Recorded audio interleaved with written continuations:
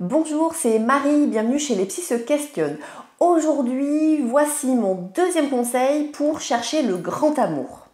Avant de nous lancer, abonnez-vous à notre chaîne, partagez, parlez-en autour de vous et je vous donne de suite ce deuxième conseil.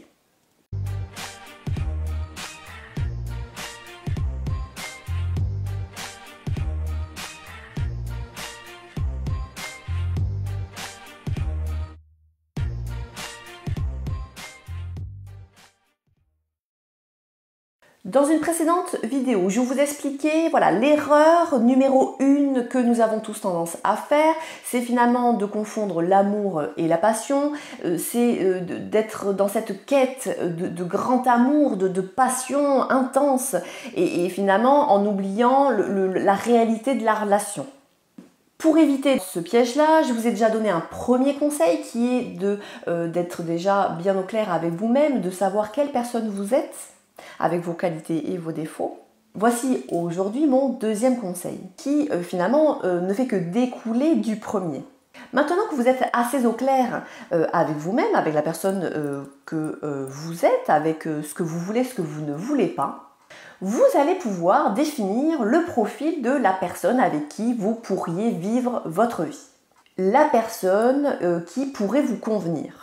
Par exemple, essayez déjà de vous poser quelques questions du style qu'est-ce qu'il ou elle devrait avoir comme qualité? Qu'est-ce qui vous semble le plus important? Comment il ou elle devrait se comporter en fait dans la relation amoureuse pour que vous soyez épanoui, que vous soyez serein, sereine? Avec quel style de personne vous vous imaginez dans votre vie pour pouvoir accomplir vos projets de vie, pour vous permettre de suivre vos objectifs dans la vie. Le point central, ça reste et restera toujours vous-même. Ça doit toujours être vous-même.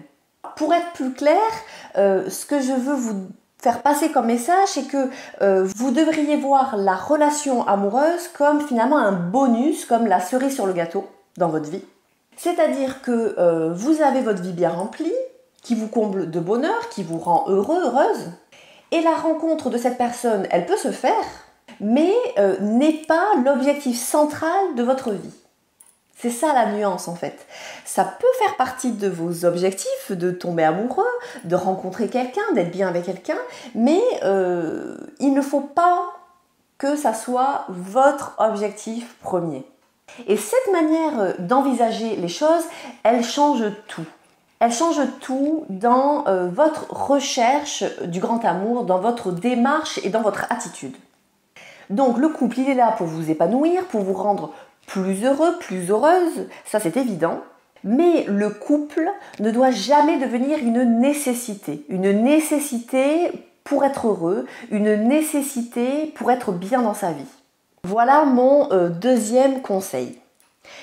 J'espère sincèrement que ça pourra vous aider à peut-être modifier votre manière justement d'envisager cette quête du grand amour.